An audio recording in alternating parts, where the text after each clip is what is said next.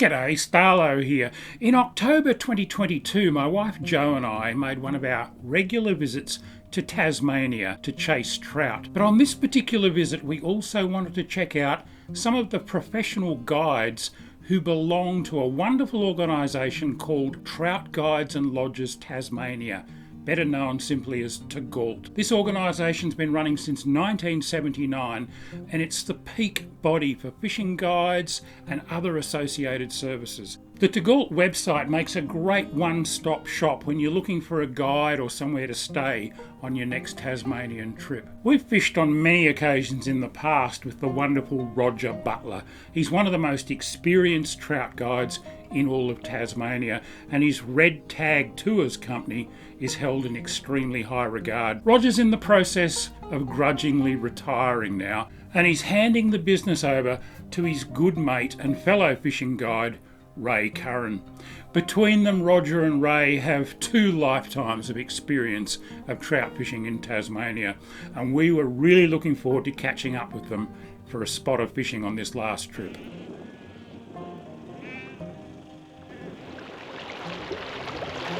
So this is the Macquarie River near Ross in Tasmania, and as you can see, it's running quite high and very dirty. They actually had record-breaking rains here just a few days ago, and the river was much higher than this, but it's dropping and slowly clearing. I've got to say, up on the mainland, I'd take one look at a river like this and just keep driving, look for another one, but Roger tells us that in these backwaters, these quieter backwaters, the trout will be in there and they'll actually be feeding. So Ray and Jo are just a little bit upstream from me and they're starting to work the edges. We're just using 3 weights and 4 weights. Jo's got her little cane rod. I've got my little airflow composite rod, just a 3 weight. I've got a dry on with a nymph on a dropper underneath it, and we're going to prospect up along the edges here. I'll be really interested to see if we can actually catch a fish or two. You can probably tell by my tone that I'm a tad sceptical. Like I said, if I saw a river in this condition on the mainland or even in New Zealand, I'd get straight back in the car and keep driving. But Roger Butler and Ray Curran have a lot more Tasmanian experience than I'll ever have. And if they say it's fishable, I'm not going to argue.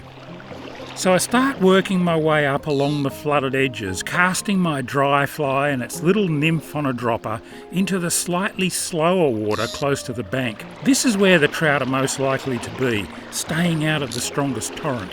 I watch that bobbing dry like a hawk. If it hesitates or ducks under the surface, I'll strike.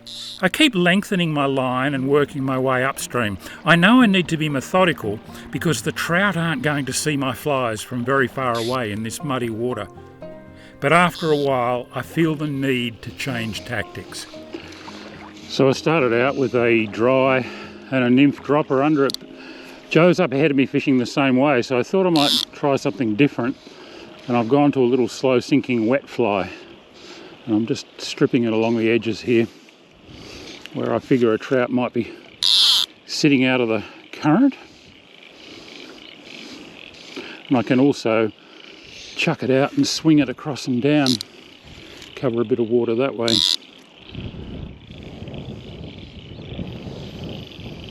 If you've got another angler ahead of you, it makes sense to use a somewhat different technique to what they're doing. The wind isn't helping either. It's really gusting now. You can hear all the frogs. I'd be at all surprised if the fish were sniffing in around the edges here, looking for frogs and worms and all sorts of terrestrial stuff. If they can see them. This water reminds me of that old saying, too thin to pave, too thick to plough. Although it is dropping, slowly. But it's pretty dirty. Mind you, those frogs are a good omen. That's what I keep telling myself anyway. So I'm just putting this slow sinking wet upstream and across and letting it sink in the current, watching the line closely while it does in case it gets picked up while it's just sinking and swinging out there. And then when I think it's got down to a bit of depth, maybe half a metre or 60 centimetres down out there. It's probably only a metre deep. And then I just start slowly stripping it. It's coming across the current hopefully imitating a little bait fish or a frog or anything. I think the trout might be pretty opportunistic when it's like this, hopefully. And hopefully it's not too dirty and they're not too upset by the recent flood, but I've got a feeling they might be. I'm not going to quit though. While you've got a fly in the water, you're in with a chance, right? Maybe this bridge up ahead will change my fortunes. This would have been completely underwater 2 days ago. Alright, so you can see there's a nice little backwater here. We've got, this would normally all be dry here. The bank would be out there where the tussocks are. We've got a nice shallow backwater here and it's not running too fast. And the bridge is sort of acting as a bit of a weir or a dam and probably slowing the water up a little bit. So I'm just going to try swinging the wet down in front of it. Get it down a little bit and just swing it.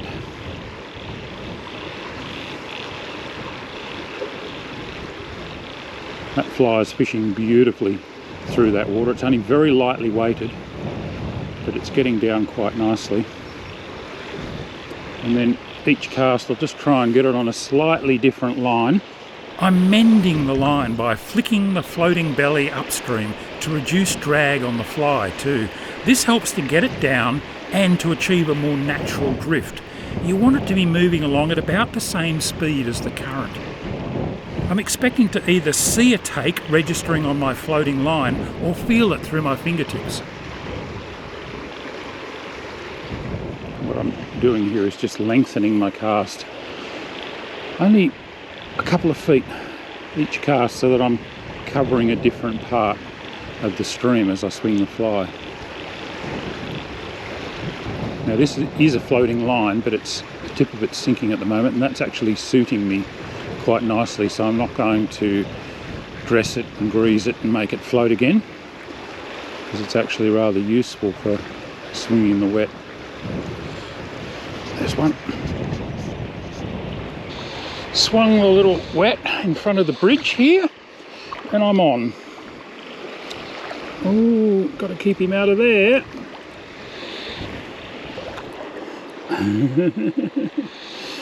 I thought the little wet might do the job. Pretty little fish. I've got the net, but I'll just walk him up here onto the bank.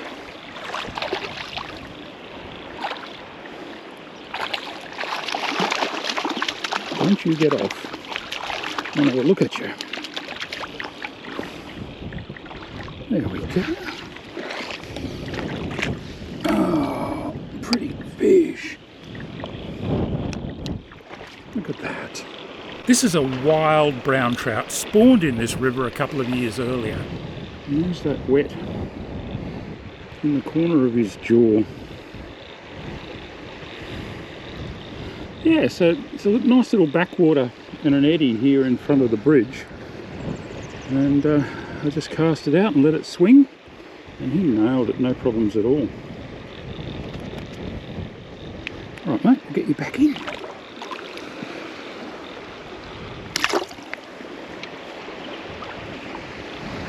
See if there's any more in there. Chances are where there's one, there'll be more. I'm full of anticipation now.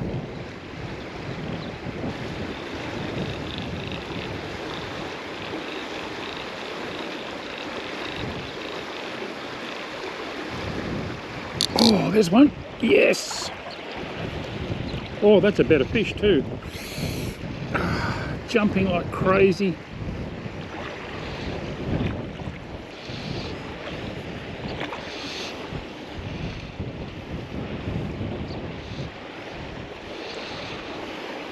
Yeah, he's a slightly bigger fish, I think, on almost exactly the same drift as the first one.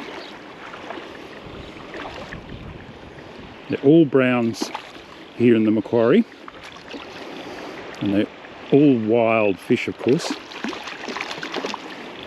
Spawned and bred in this beautiful river.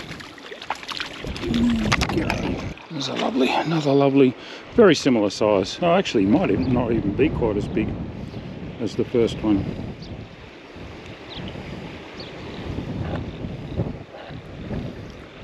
Pretty fish though. I was a bit chuffed with getting a pair of fish in just a couple of casts in these conditions, and I'd caught up with Jo now. She was having a ball, swinging her Derek Crosdale split cane fly rod. It's the Featherlight Henry's Fork model. Trusty old Henry's Fork. He's only a 3 to 4, so it's not going to punch into wind much, but I've got wind behind me.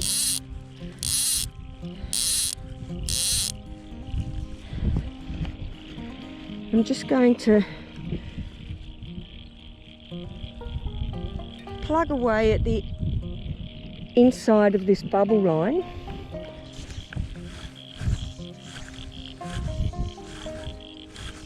And the cane is a much slower rod. Just let that straighten out behind me. Lift my rod up. Flick it forward. And put it back out there.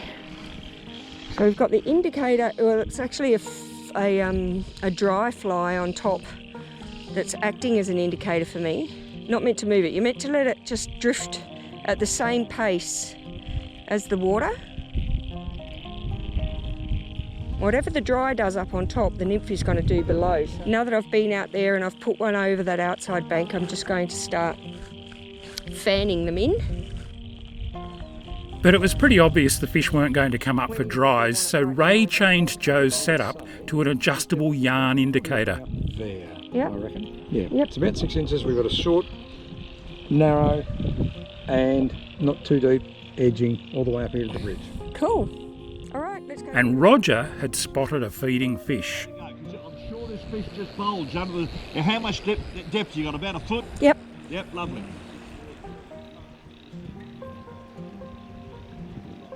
Wading into the run nice and quietly to conceal her presence, Jo carefully covered the spot where Rog had seen some movement.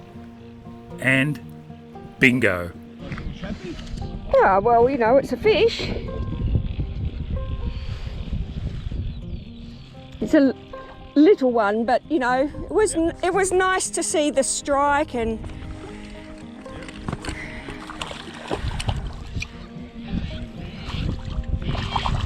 little brown pinned right in the top of the lip.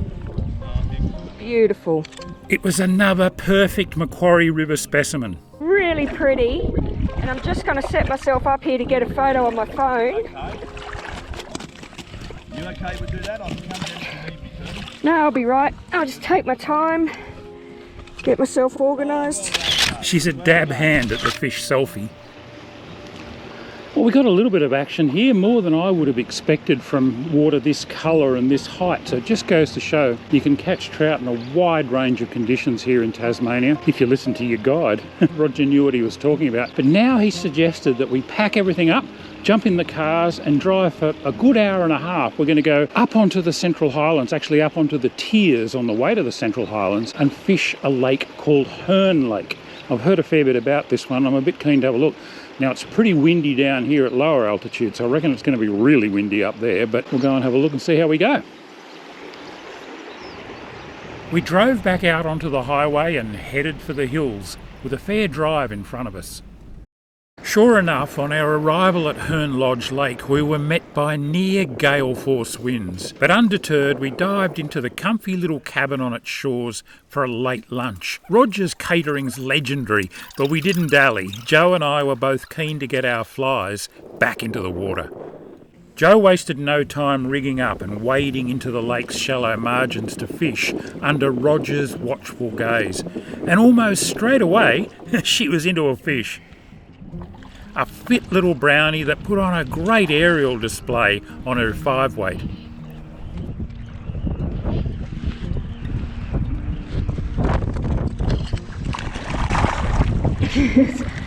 Little brown. Oh, it's a pretty little fella. Come on, stop pirouetting and hop in the netting. There we go. Well done. Got to have a look at him? Oh yeah, nice little fella. Nice little condition. It is, it's in really lovely condition.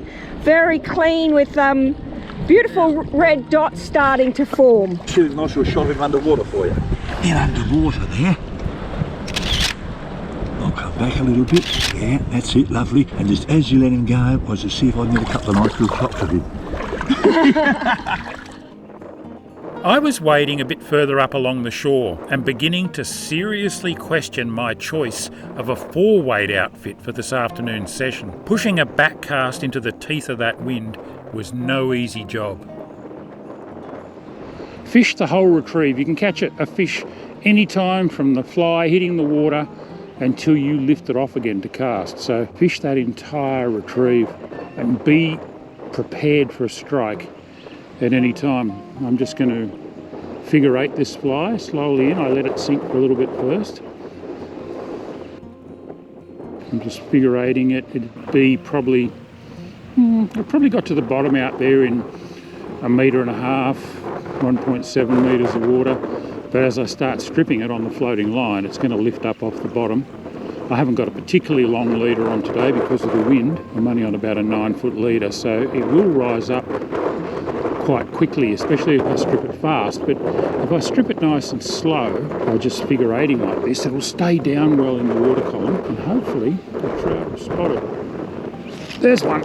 Yes, he grabbed that beautifully. Oh, that was a really strong tug.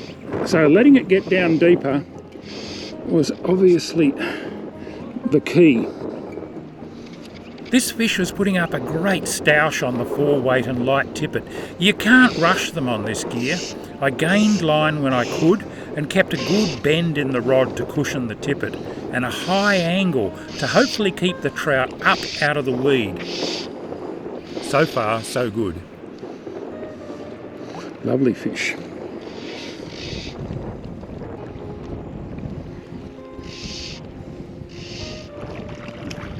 Been in the weed, but I've got him out.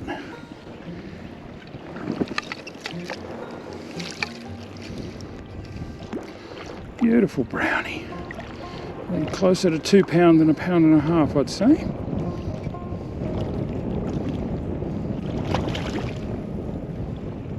This is a critical stage of the fight where a lot of fish are lost. Just stay calm and take your time. Full of fight. These are all wild browns in here. They were stocked originally, but stocked from wild fish. And apparently there's a spawning stream up the top here, so they're naturally reproducing. Come on, mate. Settle down. And there he is. Lovely fish. So silvery.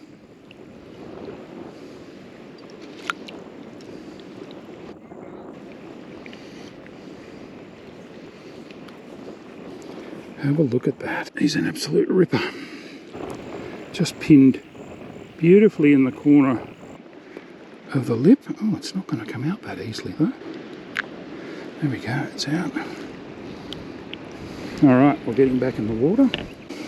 I was rapt to have one on the board, and despite the strengthening wind, I was hopeful of some more action. So, just how strong was the wind? Well, let me put it this way, I've never had a camera on a tripod blow over before. Watch this. Oh, bugger. Actually, I think I said something a bit stronger at the time.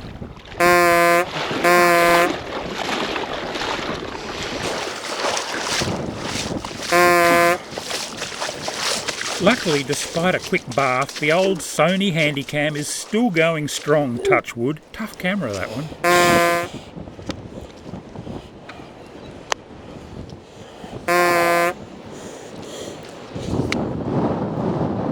Eventually I stopped swearing and got back to fishing, but I was quickly distracted by the yells and yahoos coming from Jo and Roger. She was on again. There's another one. It's trucking a bit more, so maybe... A bit better fish, that one. I think it is, Rog. It's trucking a little bit more.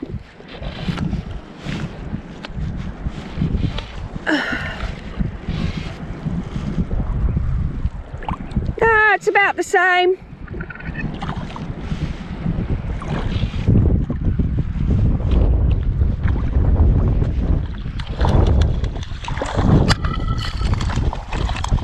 Come on. They're clean in here.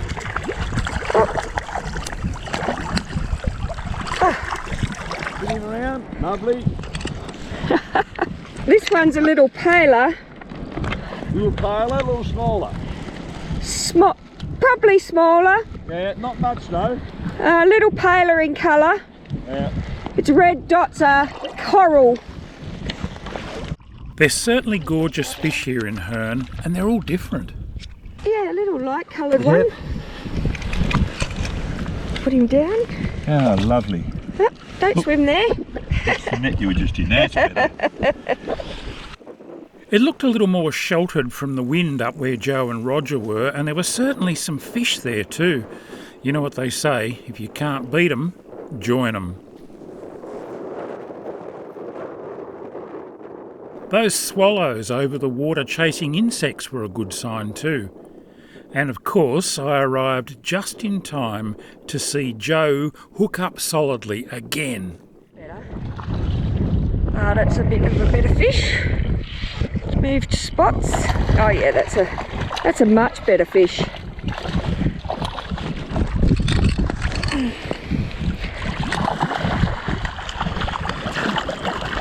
Come on. Oh yeah, that's a fish. Beauty, well done. That is, I'll just show you. Oh, it's a lovely animal. Have a look at that. Yeah, it's a bit of a fella, I reckon. He's just starting to get his bucky jaw here. See the slightly different shaped head? So that's a bloke. Let's go and get a photo. Woohoo! He's a lively fella. It's a beautiful fish. Have a look at that. Got it. Gotcha. Right. Oh, there he goes. I think I have. I think I got to twice there, which is good. Yep. Yeah, there, I got him. Yeah, nice. Right. He was my better one for the day. I was fishing not too far from Joe now in this slightly more sheltered tussocky corner, and I was about to hook the sort of fish we all dream of connecting with.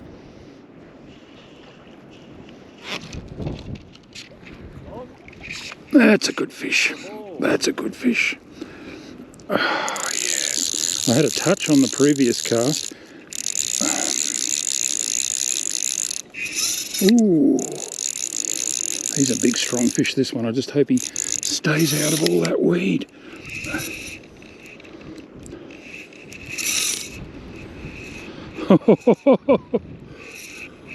Whoa!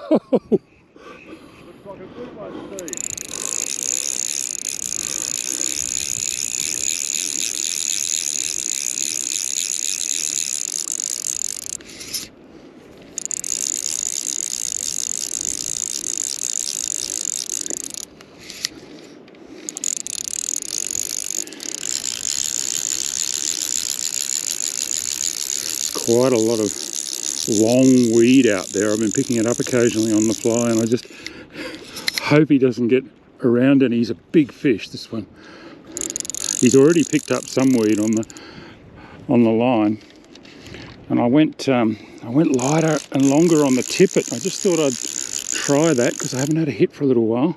So I extended out my leader with some much finer line. Oh, he's a beautiful fish.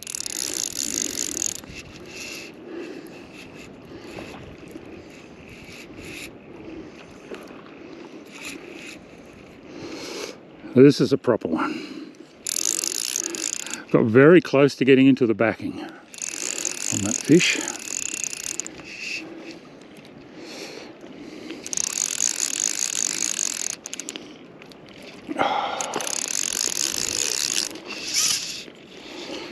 Jo's come over with her net.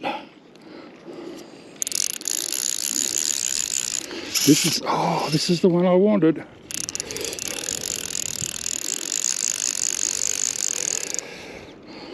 I've gone to a really fine tippet, extended it out. And I used that fur fly that Rog gave me for a while, but it just wasn't giving me the vibe, so I went back to the Jolly Roger.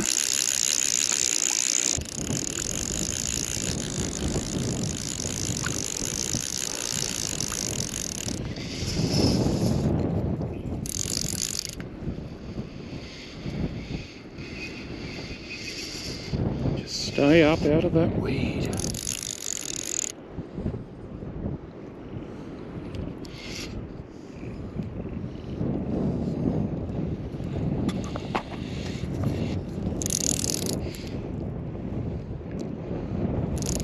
Try and shorten up on him. He's going up the inside of us. Oh, it's a big fish. Should see him.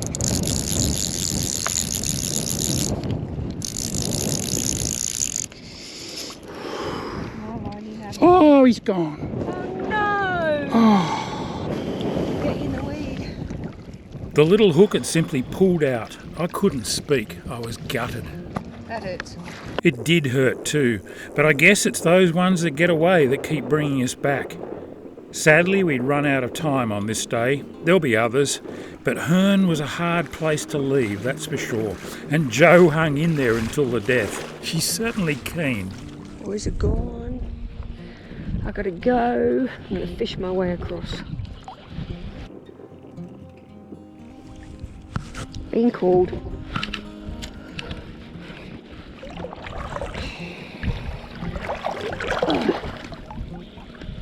That'll be it. What a beautiful day.